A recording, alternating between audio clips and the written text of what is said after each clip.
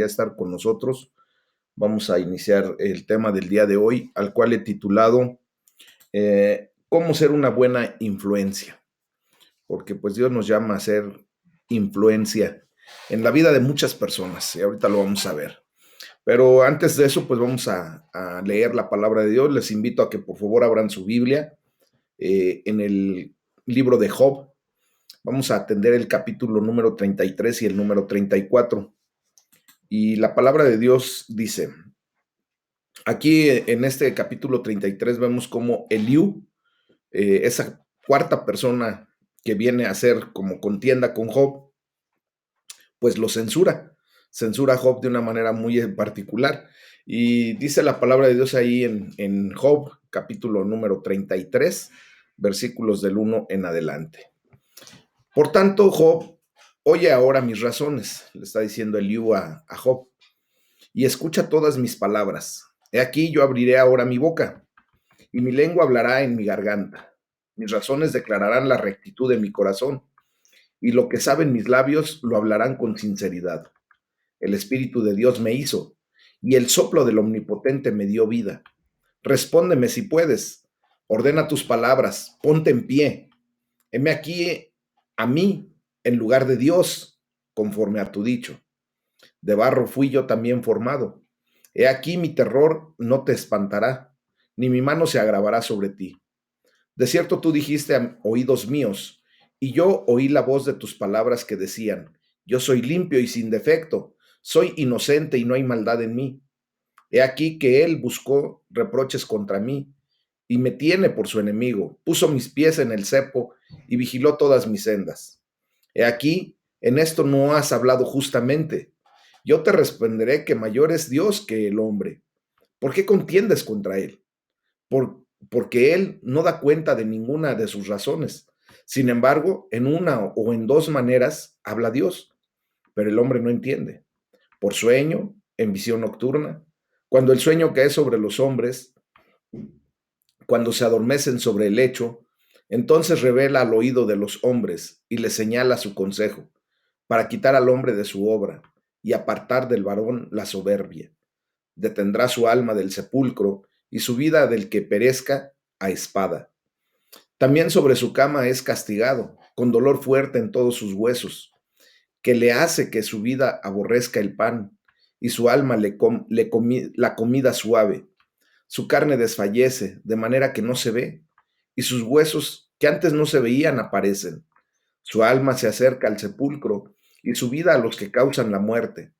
Si tuviese cerca de él a algún elocuente mediador muy escogido, que anuncie al hombre su deber, que le diga que Dios tuvo de él misericordia, que lo libró de descender al sepulcro, que halló redención.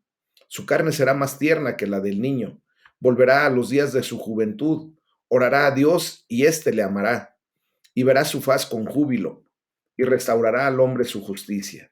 Él mira sobre los hombres, y al que dijere, pequé y pervertí lo recto, y no me ha aprovechado, Dios redimirá su alma para que no pase al sepulcro, y su vida se verá en luz. He aquí estas cosas hace Dios 2 y 3 veces con el hombre, para apartar su alma del sepulcro, y para iluminarlo con la luz de los vivientes. Escucha, Job, y óyeme. Calla, y yo hablaré. Si tienes razones, respóndeme. Habla porque yo te quiero justificar. Y si no, óyeme tú a mí. Calla y te enseñaré sabiduría. Qué soberbia de este tipo, ¿verdad? Pero bueno, ahora vamos a ver en el capítulo 34 cómo Eliú justifica a Dios. Y dice la palabra. Además Eliú dijo, escuchen sabios mis palabras y ustedes doctos esténme atentos, porque el oído prueba las palabras como el paladar gusta lo que uno come. Escojamos para nosotros el juicio, conozcamos entre nosotros cuál sea lo bueno, porque Job ha dicho, yo soy justo, y Dios me ha quitado mi derecho. ¿He de mentir yo contra mi razón? Dolorosa es mi herida sin haber hecho yo transgresión. ¿Qué hombre hay como Job, que bebe el escarnio como agua y va en compañía con los que hacen iniquidad y anda con los hombres malos? Porque ha dicho, de nada servirá el hombre el conformar su voluntad a Dios. Por tanto, varones de inteligencia, escúchenme. Lejos esté de mi Dios la impiedad y del Omnipotente la iniquidad, porque Él pagará al hombre según su obra y le retribuirá conforme a su camino. Sí, por cierto, Dios no hará injusticia y el Omnipotente no pervertirá el derecho. ¿Quién visitó por Él la tierra? ¿Y quién puso en orden todo el mundo? Si Él pusiera sobre el hombre su corazón y recogiese así su espíritu y su aliento, toda carne perecería juntamente y el hombre volvería al polvo. Sí, pues hay en ti entendimiento. Oye esto, escucha la voz de mis palabras.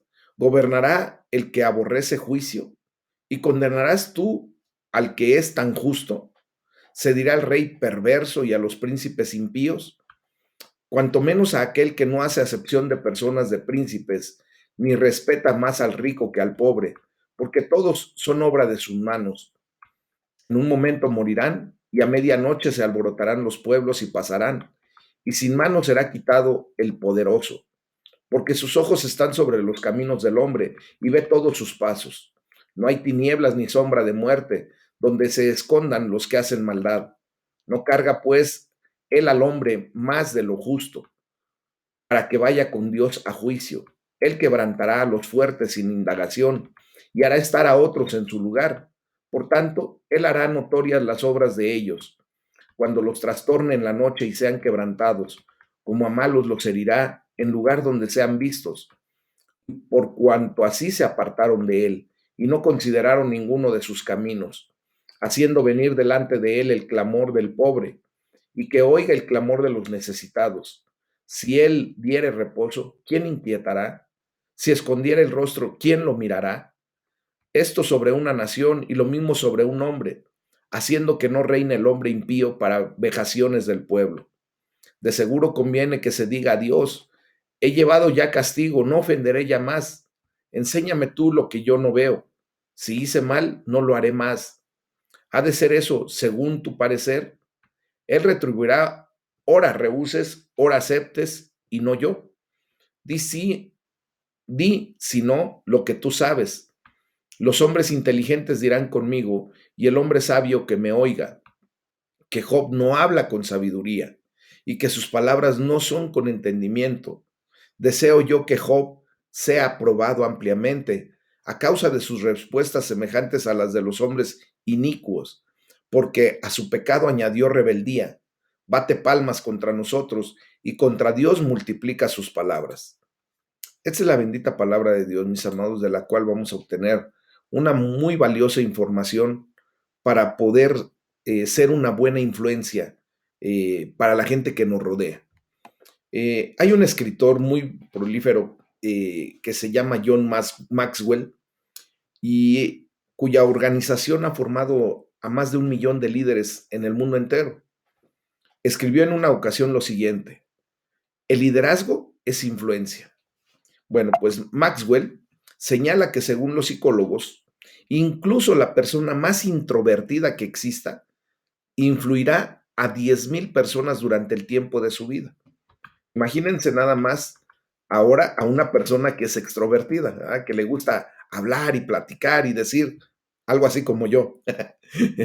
Entonces, nosotros vamos a ser de influencia para muchas personas.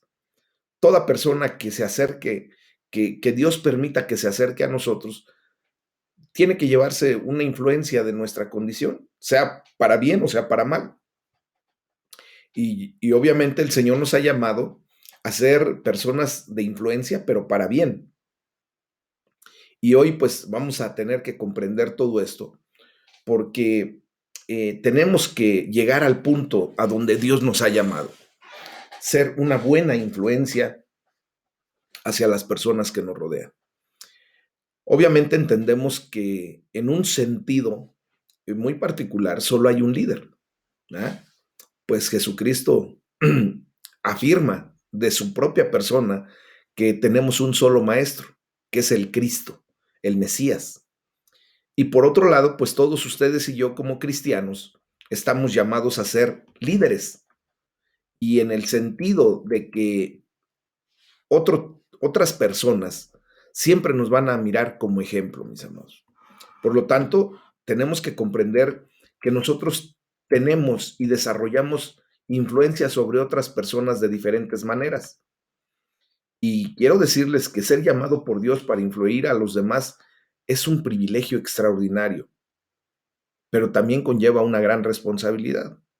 Porque obviamente cuando nosotros levantamos nuestra voz declarando el Evangelio de Jesucristo, declarando el amor de Dios, queriendo que las personas se acerquen a los pies de Cristo y vengan a la redención por la fe que puedan ejercer en Cristo, pues nos da un gran privilegio, ¿verdad?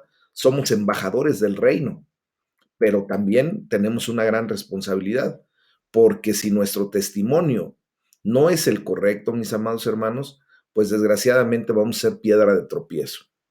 Por eso es una gran responsabilidad. Pero aquí tenemos que ver que Dios nos provee de una confianza muy especial. Dios nos da gracia para poder ser esas personas de influencia correcta, positiva a la gente. Eh, Ahorita se está dando el gran fenómeno de los influencers, de personas que a través de los medios de comunicación, de las redes sociales, influencian a miles o hasta millones de personas, ¿verdad? Tienen seguidores y muchos de ellos, pues desgraciadamente están influenciando a la gente a hacer lo incorrecto. Nos damos cuenta, por ejemplo, cuando lanzan los famosos retos virales, en ese sentido, pues se atreven a hacer retos que a la verdad, pues son muy tontos, si me permiten la expresión. Retos en donde ponen en riesgo la vida de las personas sin importarles absolutamente nada de lo que pueda suceder, sobre todo con los jóvenes, los niños, que desgraciadamente al adolecer de madurez se animan a cumplir, a tratar de cumplir esos retos. Y hemos visto que mucha gente ha muerto precisamente por querer atender a ese tipo de retos.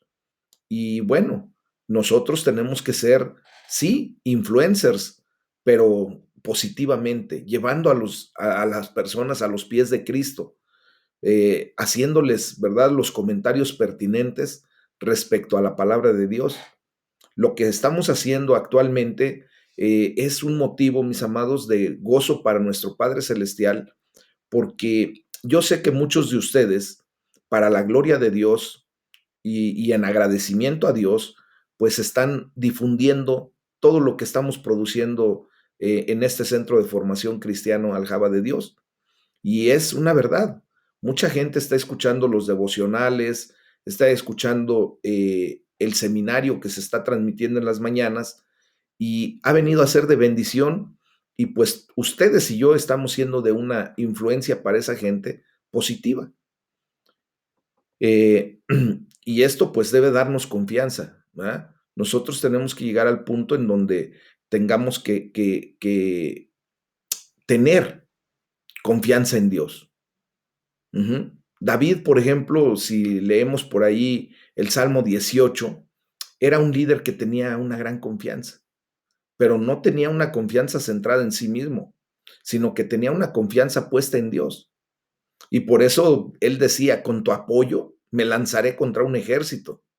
Contigo, Dios mío, podré asaltar murallas. David reconoce que necesita a Dios primeramente para su protección y declara que Dios es el escudo a los que en él se refugian. Lo hemos comentado en algunas ocasiones. David decía que Dios lo cubría con el escudo de su salvación. Entonces, cuando comprendemos esto, pues nosotros también declaramos a nuestro Dios como nuestro protector, ¿verdad? También Dios es la fortaleza de nuestras vidas. David decía en el Salmo 18, Él es quien me arma de valor y endereza mi camino, quien da a mis pies la ligereza del venado y me mantiene firme en las alturas. Qué bendición es poder confiar en ese Dios que nos da fuerza, que nos da protección, que también nos da entrenamiento, porque estos tiempos que hemos tomado, ¿verdad? estudiar la palabra de Dios, pues Dios nos está adiestrando para la batalla. Él adiestra nuestras manos, adiestra nuestra mente para la batalla que día a día enfrentamos. Cada día, ¿verdad? Nos está llevando a tener una condición mejor para nuestra lucha que tenemos en nuestro Yetzer Hará, en nuestra mala inclinación al pecado. También cuando nos ponemos, ¿verdad?, en contra del enemigo, resistiendo al diablo y provocando que él huya de nosotros. Todo esto nos lo da nuestro Padre Celestial cuando venimos a la palabra de Dios, la analizamos, la meditamos, la rumiamos, como lo hemos venido haciendo ya por espacio de más de 1 año y medio. Gloria sea para el Señor, ¿verdad? Entonces, esto también nos trae a tener una guía celestial, una guía que nos lleva a caminar por la senda de justicia, mis amados. Porque nuestro Padre Celestial es el que mantiene nuestra lámpara encendida al derramar de su Espíritu Santo día a día. ¿Ah? Nosotros ahora, pues con justicia y con derecho, podemos declararnos como esas vírgenes prudentes.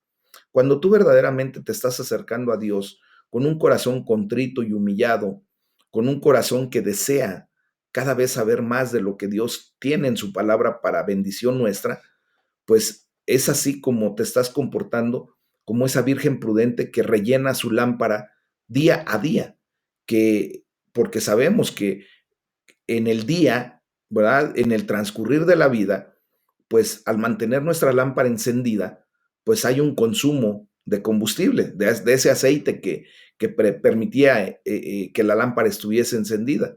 Ahora, tenemos que venir a los pies de Cristo día con día, buscando el rostro de nuestro Señor, para que el Espíritu Santo de Dios se derrame sobre nuestras vidas nuevamente y tengamos esa llenura. ¿Ah? Y entonces tendremos nuestra lámpara encendida, que es nuestra guía para el día a día, para nuestra vida, porque el camino de Dios es perfecto y la palabra del Señor es intachable, mis amados. Y por eso necesitamos estudiar constantemente, nutrir nuestra vida espiritual para que nuestro espíritu esté fortalecido, esté adiestrado para la batalla que día a día tenemos que enfrentar. ¿Ah? Y por eso nosotros tenemos que reconocer que necesitamos la ayuda de Dios, orar por su protección, por su fortaleza, por la guianza divina y que Él nos lidere por su camino perfecto, ¿sí o no? Y de esa manera, al ser guiados por ese camino perfecto, pues vamos a ser buenos líderes, personas que influenciemos a otras, pero positivamente, correctamente. Y esa es la manera de cómo Dios nos está llevando a ser eh, eh, una buena influencia para los demás. Esto nos lleva a ir siendo transformados en nuestro carácter. Se recuerdan que Dios quiere formar el carácter de Cristo en nuestra vida. Y para esto quiero explicar que nosotros, ¿verdad? Al empezar a vivir, al ir caminando por la vida, fuimos adquiriendo un carácter. Esa forma de crianza que vivimos en el seno familiar, de cómo nuestros padres, ¿verdad? A su sabio entender, nos fueron criando. Y recuerden que dentro de la crianza, pues no solamente participan los padres, también participan los vecinos, los amigos, la gente que influencia propiamente nuestra vida. Y fuimos forjando un carácter, es un carácter aprendido. ¿Ah? Nosotros fuimos aprendiendo a formalizar nuestro carácter. Y Dios nos dotó eh, de una condición en donde hay una personalidad. Eh, eh, Se me está yendo ahorita la palabra que necesito, el carácter y el otro que es ay Dios mío, ahorita me acuerdo. Eh, Ese carácter aprendido también puede renovarse o puede transformarse, porque al ser aprendido, pues no fue dado directamente para nuestras vidas. Y entonces, gracias, el temperamento, gracias, Consuelito. Esa es la palabra que buscaba. Dios nos dio un temperamento que viene desde que nacimos. Ese no fue formado, no se forja, simplemente es el temperamento que Dios puso en nuestras vidas y con ese temperamento Dios quiere que trabajar para que nosotros formalicemos un carácter al carácter de Cristo y que nuestro carácter sea transformado. Porque cuando fuimos de alguna manera criados, ¿verdad? Empezamos a hacer, pues bajo esa crianza, muchas cosas equivocadas.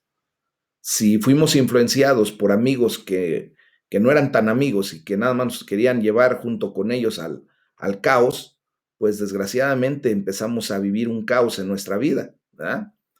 Y entonces viene la condición de hacer las cosas equivocadamente. Por eso nuestro Señor Jesucristo, ¿verdad? Critica mucho a la gente que de alguna manera se dejó influenciar por personas que los llevaron a tener doctrinas equivocadas. En aquellos tiempos, en los tiempos de nuestro Señor Jesucristo, pues estaban las sectas de los fariseos, de los saduceos y otro tipo de sectas a los que Jesucristo criticaba por ser hipócritas, ¿verdad? Porque predicaban lo que no hacían, no practicaban lo que predicaban, no eran coherentes entre lo que decían y lo que hacían. Y entonces Jesucristo constantemente hace una observación de que nosotros no debemos dejarnos influenciar por ese tipo de personas. Nosotros tenemos que dejarnos influenciar solamente por las personas que traen características correctas a nuestra vida. Y en el libro de Mateo, bueno, en el Evangelio de Mateo, o según Mateo, ahí en el capítulo 23, nuestro Señor Jesucristo nos muestra 7 lamentos que nos plantean el reto de aspirar a las 7 características de una persona que influencia correctamente a los demás, de ser un buen influenciador.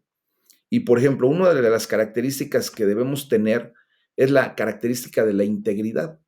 Yo lo he titulado esto, o sea, he dicho que son los valores que nos hacen valer.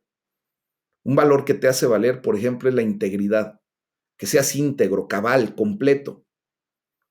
Recordemos cómo nuestro Señor Jesucristo ataca la hipocresía de los líderes religiosos y Jesús dice, no hagan lo que ellos hacen, porque no practican lo que predican. Atan cargas pesadas y las ponen sobre la espalda de los demás, pero ellos mismos no están dispuestos a mover ni un dedo para levantarlas.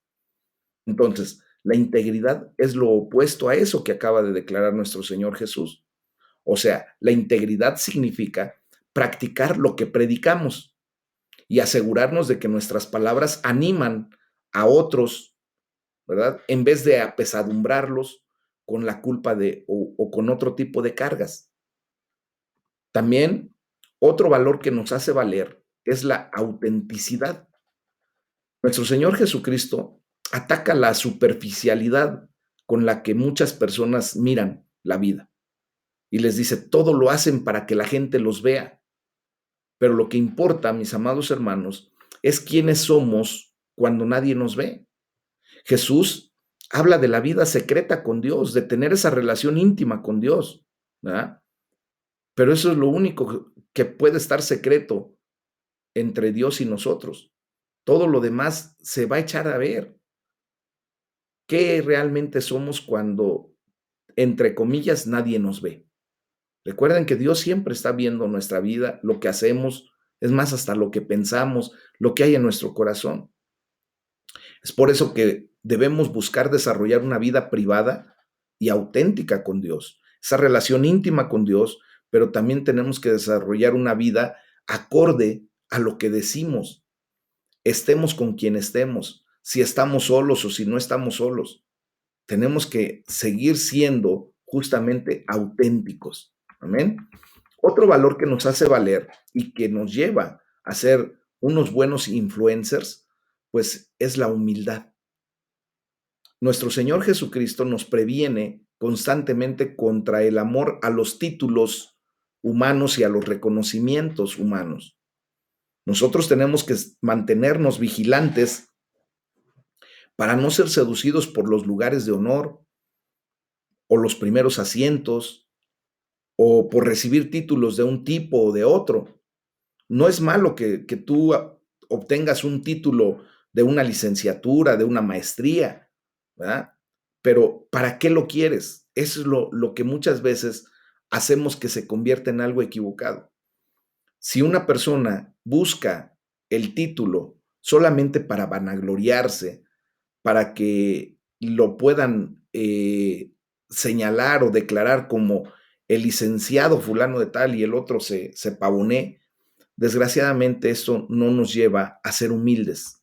Eso nos lleva a ser egoístas, nos lleva a ser prepotentes, nos lleva a ser orgullosos, nos lleva a ser hasta soberbios, ¿verdad? Entonces, nosotros nos tenemos que ver que Jesús constantemente nos advierte contra permitir que a nosotros, por ejemplo, se nos llame maestros, porque esta es una gran tentación ante la cual nuestro Señor Jesucristo nos indica, porque el que a sí mismo se enaltece será humillado, y el que se humilla será enaltecido.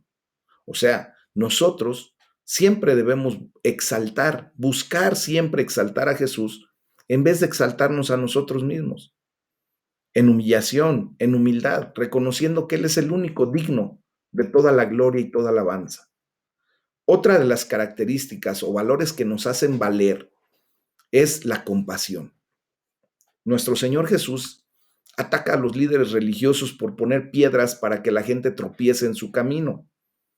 Y recuerden que ustedes y yo, todos, sin excepción, somos líderes delante de Dios.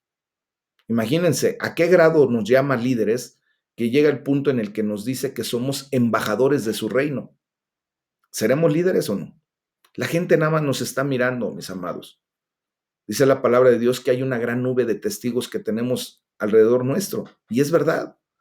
¿Cuántas veces hay gente que nada más ve que tú te equivocas y de inmediato te dice, ¿y no que eres cristiano? Y qué dolor se siente en el corazón cuando alguien, ¿verdad?, viene y le estás predicando la palabra de Dios y te dice, mira, para ser como fulano de tal, que dice que es cristiano y que hace esto y te empieza a decir de cosas que hace ese supuesto hermano, te dice, mejor déjame como estoy. Si tú quieres que me convierta como él es, mejor déjame como estoy. No quiero saber nada de lo que ustedes dicen. Y es triste, mis amados hermanos, que pongamos piedra para que la gente se tropiece y para que no pueda venir a los pies de Cristo, porque nosotros, con un mal testimonio, vacunamos a las personas a- acerca del Evangelio de Jesucristo. ¿Ah? La palabra de Dios nos enseña que cuando actuamos de esa manera, le cerramos a los demás las puertas del reino de los cielos. Y ¿se acuerdan cómo decía nuestro Señor Jesucristo? Ni entran ustedes, ni dejan entrar a los que intentan hacerlo. Entonces, nosotros como líderes necesitamos tener justamente un espíritu opuesto, o sea, un espíritu abierto y de bienvenida a todos, un espíritu que permita que Dios sea exaltado a través del testimonio que estamos dando. El mismo Señor Jesucristo da un gran ejemplo de compasión. ¿Se acuerdan cuando llora por Jerusalén y dice, Jerusalén, Jerusalén, cuántas veces quise reunir a tus hijos, como reúne la gallina a sus pollitos debajo de sus alas, y no te dejaste? Hay una compasión inherente en los hijos de Dios. Nosotros tenemos que ser compasivos. Hay otra característica de un buen líder, de una persona que quiere influenciar a los demás, que se llama visión. Nosotros, ¿verdad? Debemos tener una visión para hacia dónde vamos. Eh, Quiero decirles que humanamente hay muchas veces que no vamos a poder ver con nuestra mirada física, con nuestros ojos físicos, lo que con nuestra visión sí podemos ver. Yo quiero decirles que en algún momento cuando Dios me mostró esta visión de poder llevar estos devocionales día a día pues por fe yo ya los veía a todos ustedes y por fe yo logré ver que Dios se estaba glorificando en la vida de muchos a través de estos devocionales, del seminario, de las enseñanzas. Esa era la visión. Yo no los veía físicamente, pero la visión me permitió verlos ya y declararlos, por ejemplo, santos como Dios los ve. Y nuestra visión ahora tiene que ser mayor. Ustedes y yo tenemos que tener una visión en donde podemos ver a las futuras generaciones alcanzadas para Cristo, a aquellas personas que necesitan del amor de Dios. Ustedes y yo tenemos que tener una gran visión. Jesús constantemente ataca la cortedad de miras cuando estamos casi ciegos, ¿verdad? Y la estrechez de mente de los líderes religiosos, de las personas que por su fariseísmo, por sus actitudes netamente religiosas, no ven más allá de su nariz. Y muchas veces ridículamente discuten por bagatelas, por cosas sin importancia, cuando deberían de estar viendo lo que Dios ve. Entonces, mis amados hermanos, nosotros tenemos que concentrarnos en los asuntos importantes, orar para recibir la visión de Dios y no estarnos distrayendo de lo esencial, no estar perdiendo nuestro tiempo. Pidámosle a Dios que Él nos dé una visión que sea tan grande que sin Él sea imposible llevar a cabo. Eso es lo que tenemos que ver. También otra característica es tener un buen enfoque. Nosotros debemos centrarnos, enfocarnos propiamente en lo que de verdad importa. Debemos evitar dejarnos atrapar por los detalles menores, de que cómo se hizo una cosa, de que cómo se dijo, de que, o sea, cosas triviales. Eso hay que quitarlo de nuestra vida. En convertirnos en legalistas, que si no lo hacemos de una manera, entonces no se hace. Que si no nos metemos al cuadrito de una persona que religiosamente no ve un poco más allá de su condición, pues entonces no se hace. Recuerden cuando Jesús dice, cuelan el mosquito, pero se tragan el camello. O sea, religiosamente hacen lo pequeño, pero dejan lo grande, lo esencial, a la deriva. Nosotros debemos enfocarnos en los asuntos más importantes de la ley, tales como la justicia, la misericordia, la fidelidad, la honra para Dios. Debemos luchar contra la injusticia, contra la pobreza, tanto material como espiritual. Debemos mostrar fidelidad en nuestras relaciones con nuestra familia y con los demás. Esto nos lleva, mis amados, a otra característica y a otro valor que nos hace valer, que es la generosidad. Últimamente Dios ha estado hablando mucho acerca de generosidad. ¿Y saben por qué Dios tiene que estar repitiéndonos constantemente? Porque ve la mezquindad que muchas veces tenemos. Dios nos llama a ofrendar, a diezmar, pero correctamente, como Él nos lo enseñó.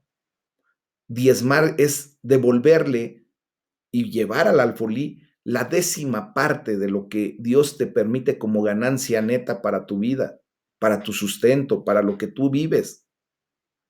Si tú ganas 1,000 pesos, tú tienes que aprender a diezmar 100. Ese es el 10%. Y ese es el primer paso que tienes que dar para tener una vida generosa. Después vendrá la ofrenda. La ofrenda no está determinada por un número o por una matemática. El diezmo sí. El diezmo es el 10%. Si tú ganas 100 pesos, debes diezmar 10 pesos. No hay ningún otro mecanismo diferente. La ofrenda es lo que propone tu corazón, lo que Dios pone en tu corazón de ofrendar. Allí no hay numerología, allí no hay operaciones matemáticas, allí simplemente es lo que Dios te pone en el corazón de ofrendar. Muchas veces he visto que hay personas que ofrendan mucho más de lo que diezman. Y correctamente. Primero se aseguran de diezmar lo correcto y después ofrendan y hasta mucho más. Y déjenme decirles que Dios bendice al dador alegre. y no porque tenga Él la necesidad de que nosotros le demos algo, acuérdense de eso. Es por bendición a nosotros que nos lleva a ser justamente generosos, porque es para el reino de los cielos que nosotros invertimos. La generosidad, mis amados, es lo opuesto de la autocomplacencia y la avaricia, las cuales son denunciadas por Jesús. Véanlo ahí en Mateo 23, versículos 20, del 25 al 28, en donde Dios nos muestra que cuando estamos con esa actitud de autocomplacencia y avaricia, pues nuestra vida interior es completamente diferente a la vida exterior que queremos mostrar. Y Jesús siempre nos está llamando a ser íntegros, a ser nosotros mismos delante de Él, a que nuestro interior sea como nuestro exterior. Como vemos, mis amados, estos son unos estándares muy altos y muchas veces difíciles de cumplir cuando no estamos verdaderamente cimentados en Cristo. Cuando tú verdaderamente has puesto tu mirada en Cristo, te enfocas correctamente, te vas a dar cuenta de que todo esto que el Señor nos demanda para ser unos buenos líderes es fácil, siempre y cuando hagas tu yo, tu ego a un lado y dejes de ser egocéntrico para convertirte en cristocéntrico.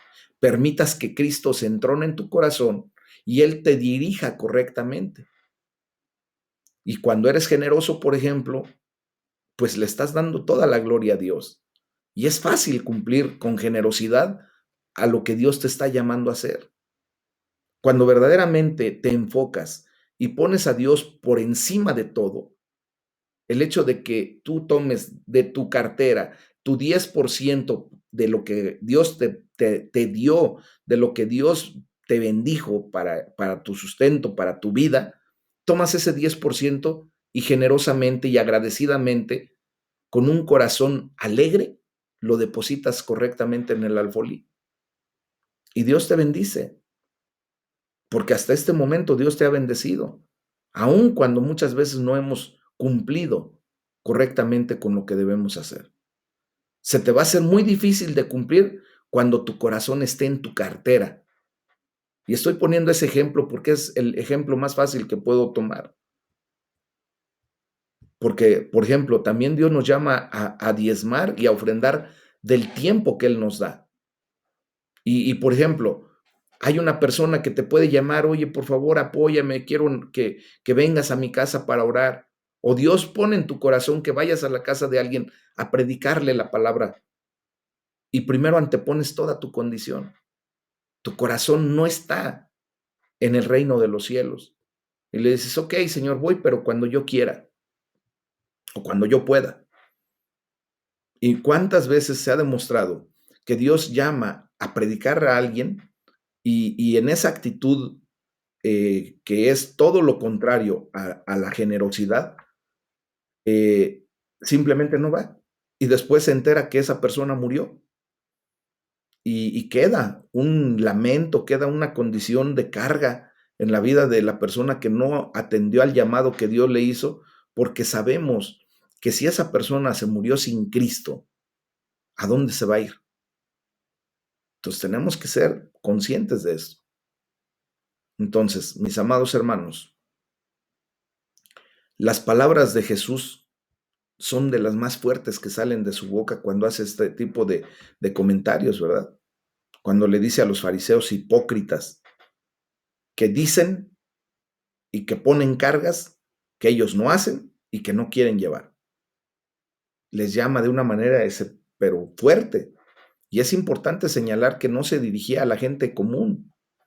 Jesús estaba criticando a los líderes poderosos que buscaban enaltecerse a sí mismos y que cierran a los demás el reino de los cielos.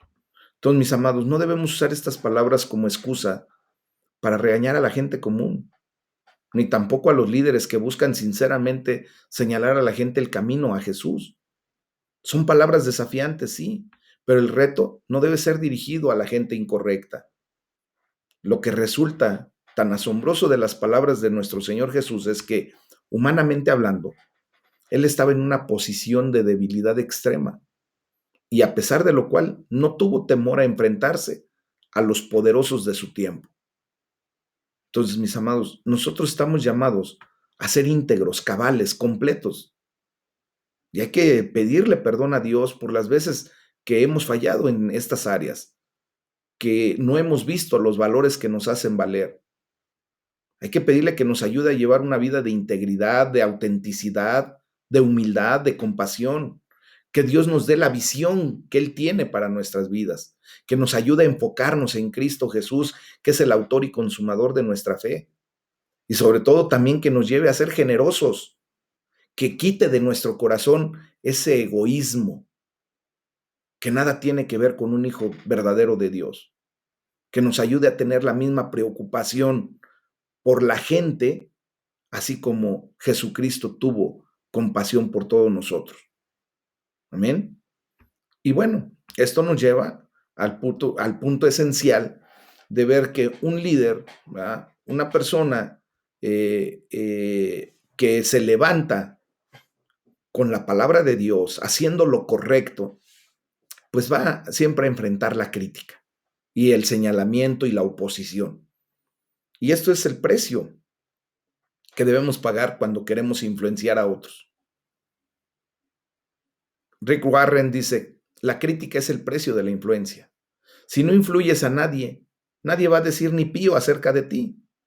Pero cuanto mayor sea tu influencia, más críticos tendrás.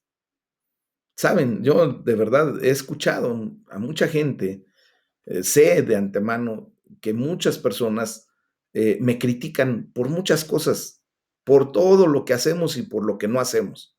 Gente que de repente, ¿verdad? Escucha los devocionales, siempre está señalando. ¿Pero por qué? Pues porque el enemigo se está fijando que estamos haciendo algo para el reino de los cielos, ¿verdad?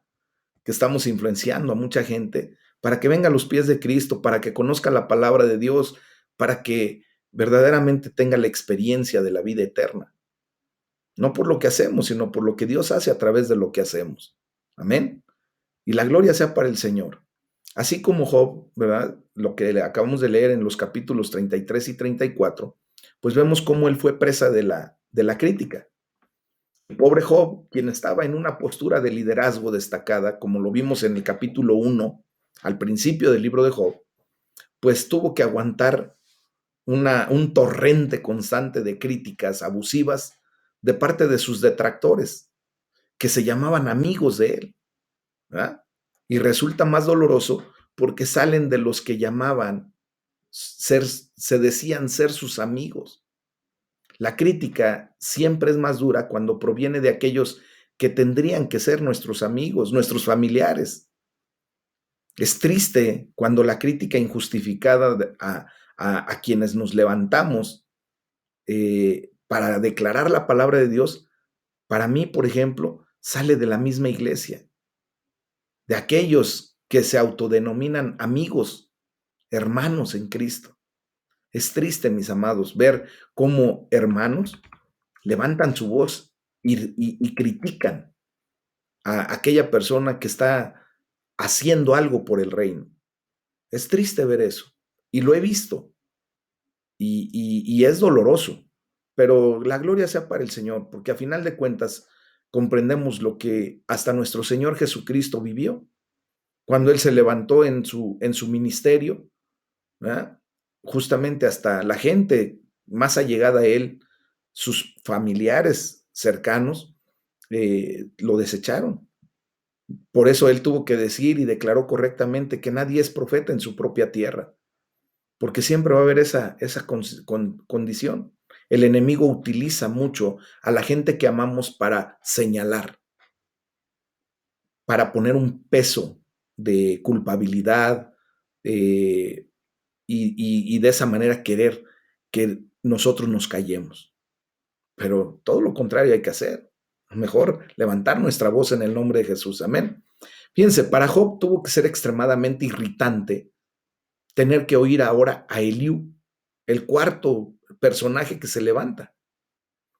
Primero, este joven era propiamente era una persona imberbe, un jovencito que apenas empezaba a salir a la vida, y a pesar de lo cual estaba convencido de su propia experiencia. Por eso hice la observación de qué soberbia se escucha en las declaraciones que hace ahí en el capítulo 33, ¿verdad?